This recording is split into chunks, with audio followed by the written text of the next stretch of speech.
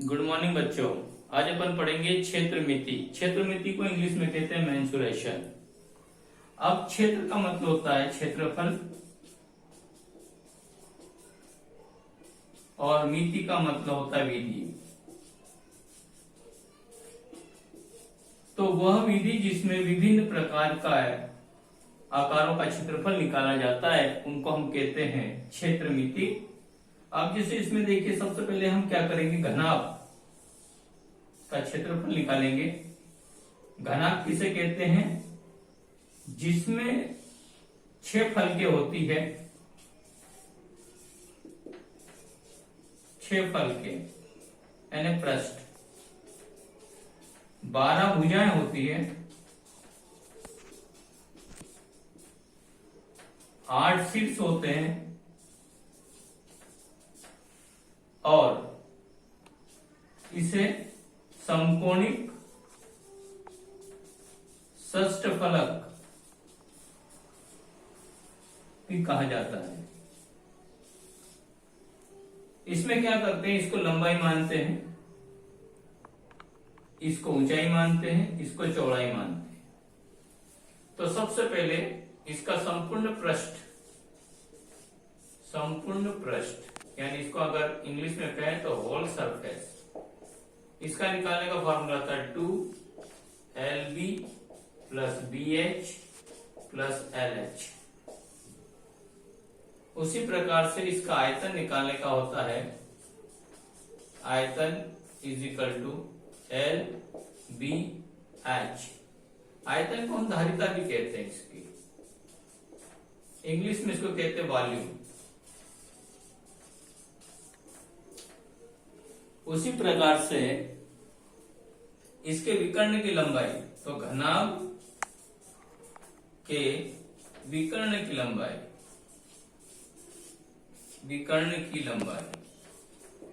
यानी length of diagonal,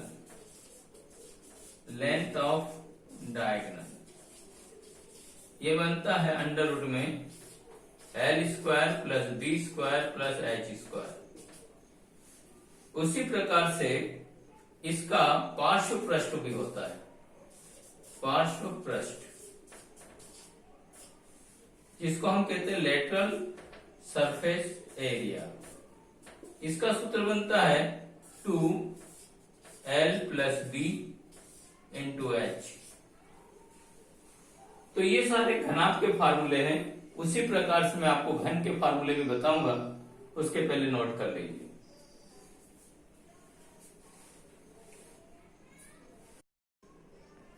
अब देखिए, घन के बारे में बात करेंगे। घन की सभी भुजाएं बराबर होती है, प्रत्येक कोण 90 अंश का होता है और ये वर्गाकार होता है। तो इसमें भी वही 6 फलकें होती है, 6 फलकें यानी इसको हम पृष्ठ कहते हैं। वही 12 भुजाएं होती है और 8 शीर्ष होते हैं। ये वर्गाकार होता है, वो आयताकार था, ये वर्गाकार होता है। अगर इसकी एक भुजा को L मान ले तो ये सभी L हो जाती है।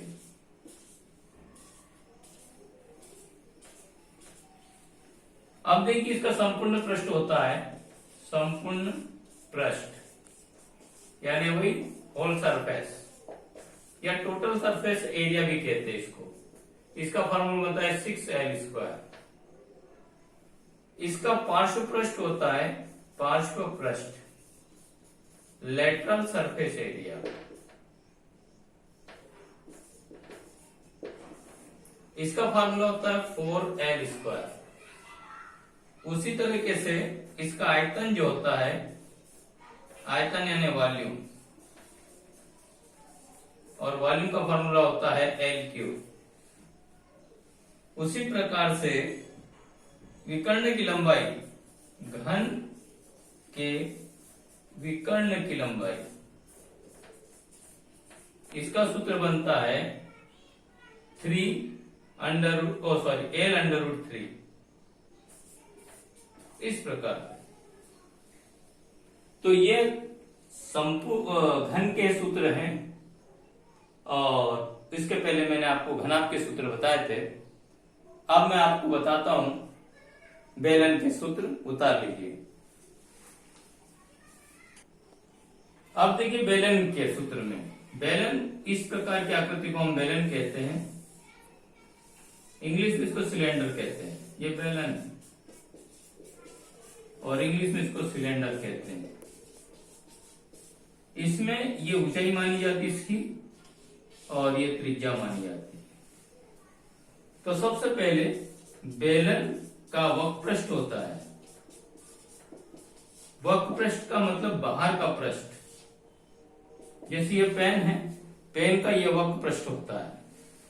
तो इसमें क्या करते हैं, इसका फॉर्मूला होता है 2πr/h। पाई का मान आपको मालूम ही है, 22/7 रख सकते हैं या फिर 3.147 रख सकते हैं, ठीक है। उसी प्रकार से एक होता है इसका संपूर्ण पृष्ठ। संपूर्ण पृष्ठ का सूत्र होता है 2πr/h। उसी प्रकार से इसका आयतन का सूत्र होता है, बेलन का आयतन πr²h। अब एक इसके अंदर खोखला बेलन होता है जिसको हॉलो सिलेंडर कहते हैं। इसमें सिलेंडर के अंदर सिलेंडर आ जाता है इस प्रकार, ये इसकी ऊंचाई कहलाती है। अब इसमें दो त्रिज्याएं होती है, ये r1 होती है और ये छोटी r2 होती है। इसमें भी संपूर्ण पृष्ठ का सूत्र लगेगा। संपूर्ण पृष्ठ खोखला बेलन, खोखले बेलन, चाहे तो यहां भी लिख दो खोखला बेलन।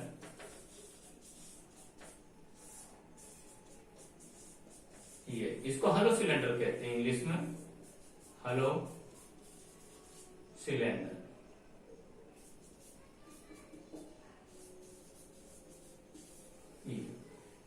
अब इसमें खोखले बेलन का संपूर्ण पृष्ठ होता है, मतलब होल सरफेस होता है 2πr1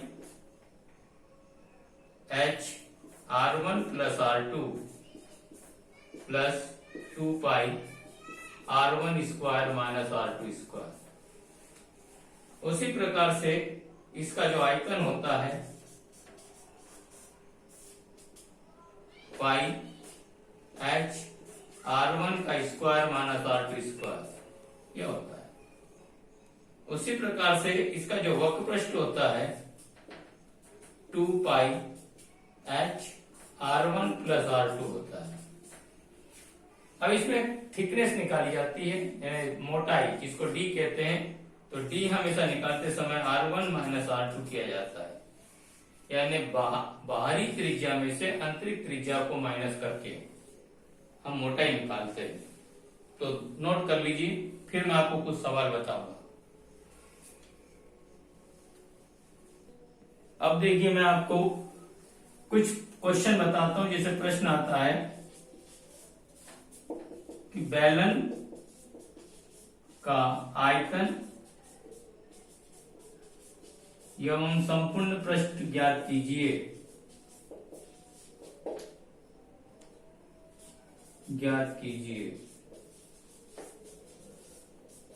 जबकि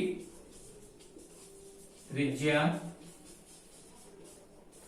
7 सेंटीमीटर एवं ऊंचाई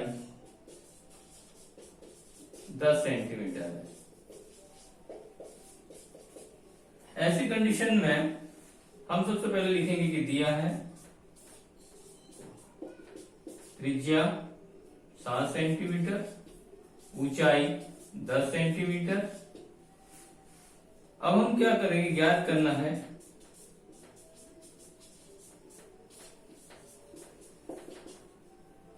आयतन, संपूर्ण पृष्ठ, हल। सबसे पहले आयतन का सूत्र लगाएंगे। तो बेलन के आयतन का सूत्र मैंने बताया आपको, आयतन बराबर πr² होता है। पाई तो ऐसे ही रहने देंगे, r की वैल्यू 7 रखेंगे, h 10 रखेंगे। तो ये जो बन जाएगा 490 पाई घन सेंटीमीटर।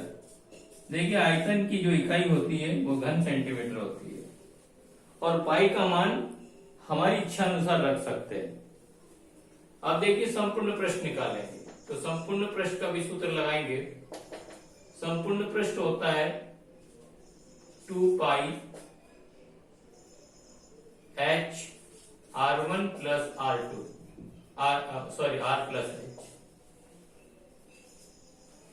2 पाई h r प्लस h होता है, तो 2 पाई h की जगह 10 रखेंगे, r की जगह जो है हम 7 रख देंगे और h की जगह जो है 10 रखेंगे। लेकिन 2 पाई r प्लस h होता है, सॉरी, तो यह 7 रखेंगे। 7 दूनी 14 पाई 17 हो जाएगा। इसका जब मल्टीप्लाई करेंगे तो इतना स्क्वायर सेंटीमीटर जो है हमारा संपूर्ण पृष्ठ आ जाता है। गुणा करके देख लीजिए, 17 चौक 68, 6 17 कम 17 और 6 23, 238 पाई वर्ग सेंटीमीटर, ये जो हमारा संपूर्ण पृष्ठ आ जाता है, तो नोट कर लीजिए। इसी प्रकार घन और घनाभ के क्वेश्चन भी आते हैं। जैसे घनाभ के बारे में बताता हूं आपको कि घनाभ कैसा क्वेश्चन आता है। ऐसा आता है कि घनाभ का आयतन संपूर्ण पृष्ठ विकर्ण की लंबाई ज्ञात कीजिए, ऐसा प्रश्न आता है। जबकि लंबाई 10, चौड़ाई 8, ऊंचाई 5 मीटर है। ऐसी कंडीशन में हम वही का वही लिखेंगे कि दिया है लंबाई यानी L लिख सकते हैं इसको 10, चौड़ाई माने B 8, ऊंचाई माने H 5 मीटर। ज्ञात क्या करना है, तो ज्ञात करते समय लिखेंगे ज्ञात करना है क्या क्या निकालना है, आयतन,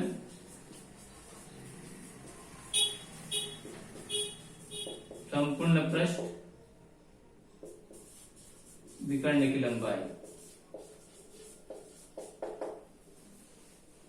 अब देखिए सबसे पहले आयतन का हल में लिखेंगे, आयतन का सूत्र लगाएंगे। तो घनाभ का आयतन क्या फार्मूला बनता है, L into B into H, ये फार्मूला है। इसमें 10, 8, 5 रख देंगे, गुणा करेंगे 400 घन मीटर, यह आपका आयतन आ जाएगा घनाभ। वैसे ही अगर आपको संपूर्ण पृष्ठ निकालना है तो संपूर्ण पृष्ठ का सूत्र लगाएंगे 2LB plus BH plus LH। Value put up कर दो इसके अंदर। 2 L की जगह रखेंगे 10, B की जगह रखेंगे 8, फिर 8, फिर 5, फिर 10 और H रखेंगे 5, गुणा कर देंगे 80, 40 और 50। इस प्रकार से जब गुणा करने के बाद जो आंसर आएगा वो आपका आंसर आ जाएगा। इनको दोनों को जोड़ देंगे 120, 150, 170, 340 वर्ग मीटर, ये आपका संपूर्ण पृष्ठ आ जाता है। उसी तरह से विकर्ण की लंबाई के सूत्र में भी मान रखकर उसको हल करेंगे। अब देखिए शंकु के बारे में बताता हूं मैं आपको। ये शंकु कहलाता है जिसमें ये इसकी त्रिज्या होती है, ये इसकी ऊंचाई होती है और ये इसकी तिर्यक ऊंचाई होती है। इसको तिर्यक ऊंचाई कहते हैं।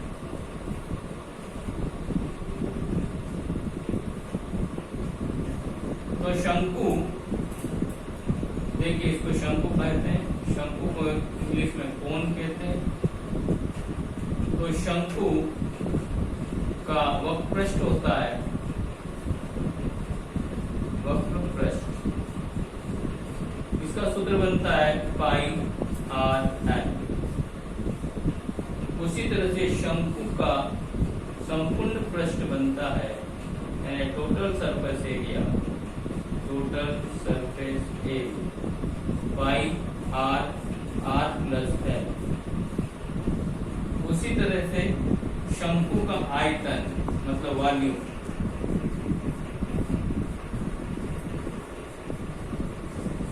ये बनता है 1/3 पाई आर स्क्वायर एच। उसी तरह से ये जो होता है ये बेलन का 1/3 होता है इसका आयतन।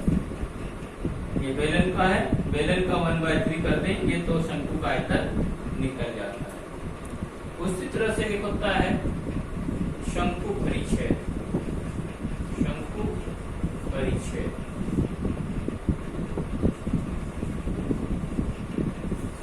इसको हम कोनिक सेक्शन कहते हैं, कोनिक सेक्शन। इसको बाल्टी के आकार का होता है, ये बाल्टी भी कहते हैं। तो इस तरह से बाल्टी के आकार का होता है ये। इसकी त्रिज्या को हम R1 कह देते हैं, इसकी त्रिज्या को R2 कहते हैं और ये ऊंचाई होती है, ये L1 ये L2 हो जाएगी। वैसे तो दोनों बराबर ही होती है, इसको L ही माना जाता है। अब देखिए मैं शंकु के बारे में बताता हूं आपको। इसको शंकु कहते हैं। शंकु को इंग्लिश में कौन कहते हैं। ये इसकी ऊंचाई कहलाती है, ये इसकी त्रिज्या कहलाती है और इसे तिर्यक ऊंचाई कहते हैं, तिर्यक ऊंचाई। अब देखिए शंकु का वक्रपृष्ठ का फार्मूला होता है शंकु का वक्रपृष्ठ। इसको हम कर्व सरफेस भी कहते हैं इंग्लिश में, कर्व सरफेस। इसका फार्मूला होता है पाई आर एल। उसी तरह से शंकु का संपूर्ण पृष्ठ होता है जिसको होल सरफेस कहते हैं या टोटल सरफेस एरिया भी कहते हैं। ये होता है पाई आर आर प्लस एल। उसी तरह से इसका आयतन जो होता है, आयतन यानी volume 1/3 pi r square h होता है। अब देखिए क्या करेंगे, इसमें एक शंकु परिच्छेद होता है, इसको हम शंकु परिच्छेद कहते हैं, शंकु परिच्छेद। इंग्लिश में इसको कोनिक सेक्शन कहते हैं, कोनिक सेक्शन ये कहलाता है। ये बाल्टी के आकार का होता है, यानी जैसे कोन के शीर्ष को काट दिया तो अपन ये बन गया। इसमें ये त्रिज्या R1 कहलाती है, ये त्रिज्या R2 कहलाती है, ये इसकी ऊंचाई कहलाती है और ये तिर्यक ऊंचाई। तो इसका आयतन का सूत्र बनता है आयतन बराबर 1/3 पाई h R1 का square plus R2 square plus R1 R2, इस तरह से होता है। उसी तरह से इसका वक्रपृष्ठ जो होता है पाई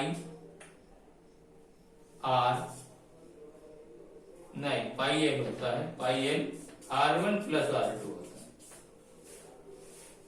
अब देखिए यहां पर जो है हम एल निकालने का तरीका भी हमारे पास होता है r square plus h square. उसी तरह से यहां भी एल निकालने का तरीका होता है R1 प्लस R2 का whole square plus h square. इसको पाइथागोरस थ्योरम भी कहा जाता है। तो ये शंकु के हैं जिनको आप नोट कर लीजिए।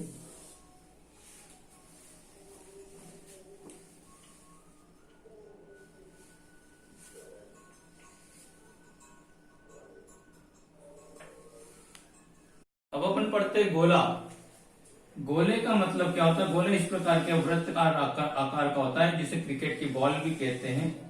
क्रिकेट की बॉल ये इसमें त्रिज्या होती है, तो गोले का पृष्ठ या फिर हम इसको सरफेस एरिया भी कहते हैं, सरफेस एरिया। इसका जो फार्मूला बनता है 4πr², ये कहलाता है गोला। अब उसी प्रकार से देखिए गोले का आयतन, गोले का आयतन जो होता है इसको वॉल्यूम भी कहते हैं। वॉल्यूम जो होता है 4/3πr³ होता है। अब इसी प्रकार से एक होता है अर्धगोल, अर्धगोल जिसको हेमिस्फीयर कहते हैं,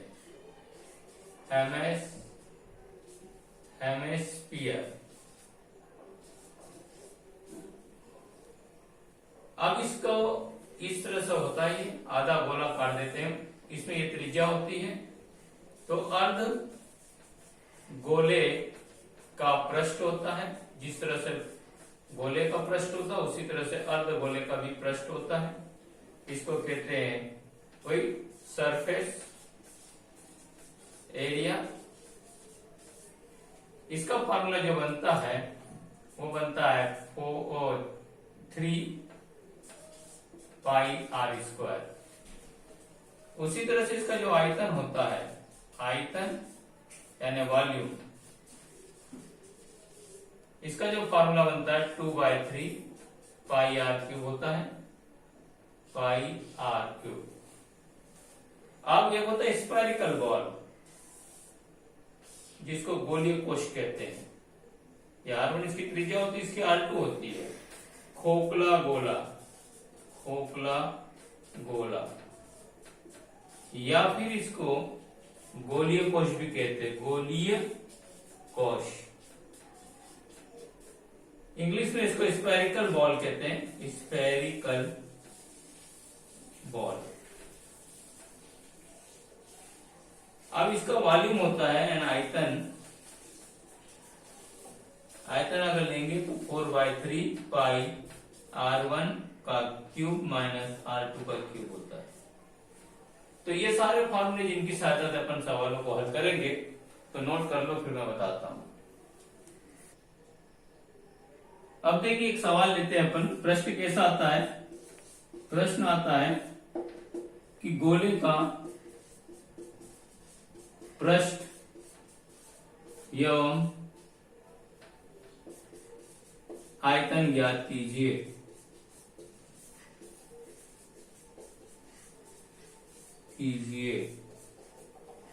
जिसका व्यास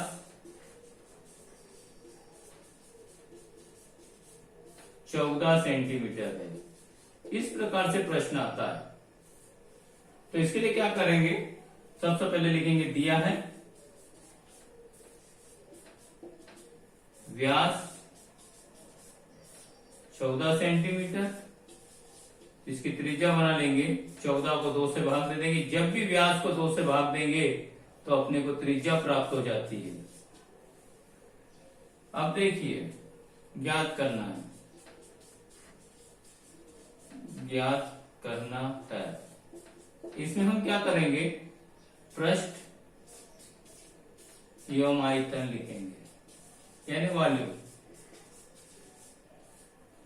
हल, सबसे पहले गोले का पृष्ठ का फार्मूला लगाएंगे।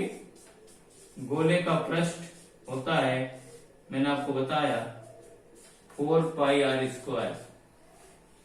बस 4πr की वैल्यू रख देंगे 7, तो 7 का स्क्वायर कर देंगे। 49 में 4 का गुणा करेंगे, 196π² सेंटीमीटर।